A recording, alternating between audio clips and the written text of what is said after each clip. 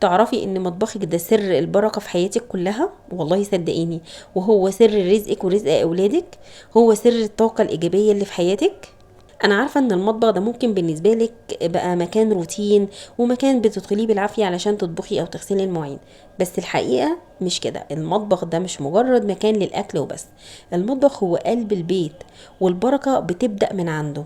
كل طاقة حلوة بتدخليها للمكان ده بتنعكس على بيتك كله، وبتنعكس على راحتك النفسية وعلى أولادك وعلى زوجك وعلى حالك. وعايزة أقولك إن سر البركة اللي في المطبخ بتاعك ده مش مجرد كمية الأكل، البركة في النية والنظافة والطاقة. قبل ما تطبخي لو قلتي بسم الله ومسحتي الرخامة أو نظفتي البوتاجاز قبل ما تعملي عليه أي أكل، فطبعا ده بيديكي طاقة إيجابية وبيغير من تفاصيل كل حاجة صغيرة بتدخليها في المطبخ.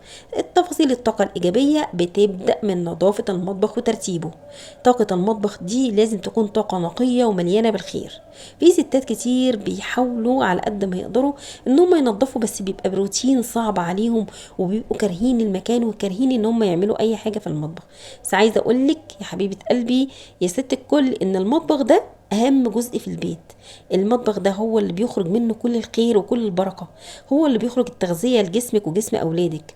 هو ده المكان اللي لازم تاخدي بالك منه وتنظفيه وتحافظي عليه، علشان هو ده الغذاء اللي بيدخل جسم اولادك، هي دي المناعة اللي انت بتحافظي على جسم اولادك منه. في ناس كتير مش بتهتم بنظافة المطبخ ولا بترتيبه، مع ان دي حاجة مهمة جدا جدا ولازم كلنا نحافظ عليها. لازم تطبخي بحب وهدوء، وعشان رزقك يزيد والمشاكل تقل، لان المطبخ ده زي القلب، لازم يكون نظيف وسليم، وكل حاجة في البيت هتبقى تمام. صدقيني لو جربتي حاجة من اللي انا هقولك عليها والخطوات دي هتمشي عليها وهتعمليها، صدقيني هتحسي بالراحة النفسية والطاقة الإيجابية، وهتحسي دايما بالخير، ومش هتحسي بأي قلق ولا أي توتر في المكان، وهتقفي وتعملي أكلك وانتي مرتاحة نفسيا ومبسوطة جدا. والمطبخ ده كمان مرآة لطاقة بيتك ومرايتك انت شخصيا. مراية الست هو مطبخها. المطبخ هو أكتر مكان بيحتفظ بطاقة كل اللي بيحصل فيه.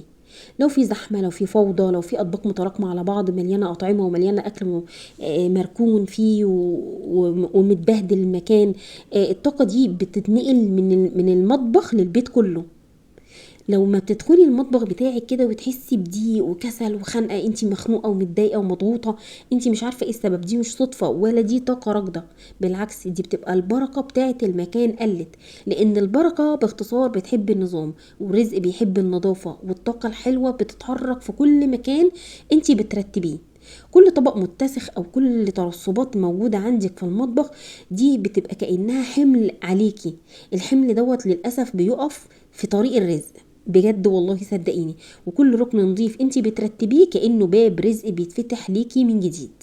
حاولي على قد ما تقدري تهتمي جدا بنظافة المكان قبل ما تقفي فيه. دي اول خطوة هتبدأي تعمليها، ان انتي ترتبي المكان او تنظفيه قبل ما تبدأي يومك فيه او قبل ما تطبخي فيه. هقولك على خطوات بسيطة وحاجة سهلة جدا تعمليها، انا شخصيا بعملها وجربتها وبدأت بيها. قبل ما ببدأ اعمل اي حاجة في بيتي بعقد النية. اول حاجة هي النية. لما تكون النية في كل حاجة انت بتعمليها نية صادقة ونية صالحة، يعني انا بعمل الحاجة دي لوجه الله، هتاخدي عليها اجر صدقيني. اعقدي النية، ودايما خلي في دعاء في نيتك وانت بتعملي اكلك. اللهم افتح لي ابواب الرزق، او اللهم افتح لي ابواب البركة، اللهم بارك لي في بيتي، بارك لي في رزقي. الحاجات دي والله العظيم بتغير فعلا من مودك وبتغير من طاقتك. قبل ما تبداي تنظفي او تعملي اكل جربي تقولي اي حاجه من الحاجات اللي انا بقولك عليها دي. اختاري اي دعاء من اي ادعيه من ديننا. قولي اللهم بارك في بيتي، اللهم بارك في رزقي. النية أهم حاجة، مش بس مجرد تنظيف وهي عادة بسيطة بسيطة جدا، بس حاولي تشكري ربنا دايما على النعم اللي موجودة عندك في المطبخ. صدقيني لما تحطي النية دي قبل أي حاجة بتعمليها هتحسي كأن ربنا بيسهل لك كل حاجة وبيبارك لك في القليل. لأن صدقيني الفوضى اللي موجودة في المكان بتسحب الرزق من المكان. الكركبة والحاجات اللي ملهاش لازمة والحاجات اللي مش بستخدمها كتير، الحاجات دي بتسحب الطاقة من المكان وبتعمل فوضى حواليا، بتحسسني دايما بالضيق والخنقة وان انا مش عايزة اعمل اي حاجة. كل ده بيكون سبب لان الرزق يقف. والله عايزه اقولك ان البيت اللي مطبخه مليان فوضى بيبقى تقيل وكانه مكتوم، تحسي انه مخنوق ومش عايزه تعملي فيه اي حاجه، وحتى لو جالك رزق كتير بيروح والمصاريف بتخلص بسرعه، وتحسي ان في حاجه غريبه بتحصل انت مش فاهماها، بتحسي دايما بطاقه سلبيه، بتحسي بمشاكل كتير بتحصل. فحاولي تبداي يومك كده، تفتحي الشباك، تشغلي قران، تسمي الله على اي حاجه انت بتعمليها، هتحسي بنور بيملى المكان والبركه بتدخل بيتك من غير حساب. هقولك على شويه خطوات تعمليها كل يوم. مثلا كل يوم قبل ما تنامي خلي المطبخ رايق ونضيف، ان شاء الله بحاجات بسيطه. رفعي الحاجات من على رخامه المطبخ وسيبي رخامه المطبخ دي نضيفه تماما، ما عليهاش اي اطباق ولا معالق وشوك ولا كوبايات. كل ده يا اما تحطيه لو ما عندكيش غساله اطباق، يا اما تحطيه في الحوض، يا اما تغسليه، يا اما تحطيه في الحوض وتخليه في كله في مكان واحد. البوتاجاز امسحيه ونضفيه. حاولي تحطي كده بخاخ عندك فيه شويه ميه وخل واي نوع اللي مش معتر، كلوركس الوان مثلا، نضفي بيه المكان وامسحي بيه البوتاجاز، امسحي بيها المطبخ، صدقيني هتحسي براحه نفسيه. سيبي شباك المطبخ مثلا مفتوح شويه صغيرين للتهويه لو هو فيه سلك، على قد ما تقدري تخلي المكان متهوي، ما تخلوش مكتوم ومقفول. حاولي على قد ما تقدري لو انت هتسيبي المواعين في الحوض ما تكونش كتيره جدا عشان ما يبقاش عبء عليكي كبير الصبح. حبيبه قلبي، الست الذكيه بتعرف ان البركه مش بس في الاكل اللي بتعمله، البركه في النيه والنظام والنظافه وطريقه استقبالها للرزق. لو بتعملي الاكل وانت متوتره او غضبانه او متضايقه بتغذي بيتك بطاقه التوتر. ولو انت دايما بتعملي البيت بحب حتى لو اكله بسيطه وقليله جدا، هتحسي ان الاكل كله شبع وانك مبسوطه وسعيده جدا. البركه مش دايما بتكون في الكميه ولا في كتر الفلوس ولا في الحاجه اللي انت بتعمليها نوعها ايه. البركه في النيه اللي بتحطيها جوه الاكله اللي انت بتعمليها بكل حب وبكل خير، وان من جواكي انت مبسوطه وسعيده انك بتعمليها حتى لو كانت حاجه بسيطه جدا.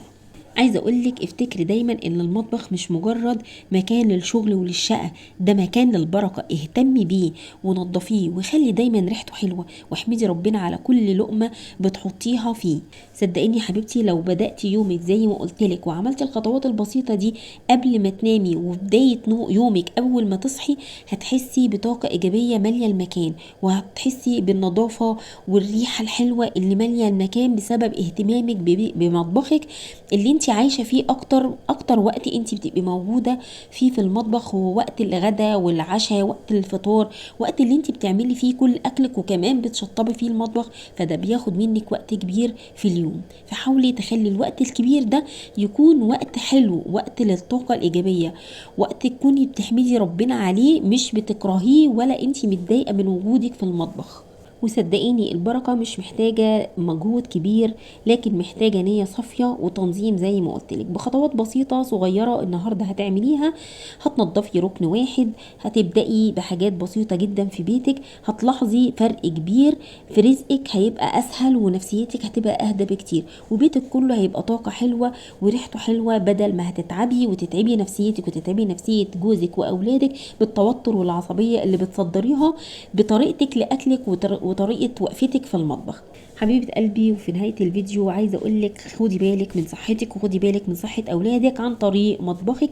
لازم يكون مرتب ومنظم ونظيف، ما تكرهيش مكانك اللي انت عايشة فيه، اللي انت بتحبيه، اللي انت كل يوم هتقفي فيه، مستحيل تكوني بتكرهيه، فانت لازم تحبيه بأي شكل من الاشكال. واكيد بالخطوات البسيطة اللي هتعمليها كل يوم هتكتسبي طاقة حلوة تريحك بدل ما تتعبك.